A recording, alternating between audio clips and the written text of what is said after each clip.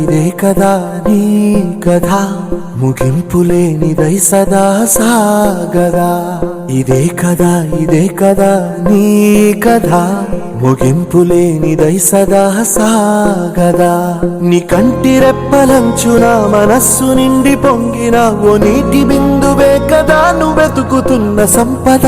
ఒక్కొక్క జ్ఞాపకానికి 100 ఏళ్ల ఆయువుందిగా, ఇంకెన్ని ముందు వేచనో అవన్నీ వెతుకుతూ పదా. మనుష్యులందు నీ కథ మహర్షిలాగా సాగదా. మనుష్యులందు నీ కథ మహర్షిలాగా సాగదా.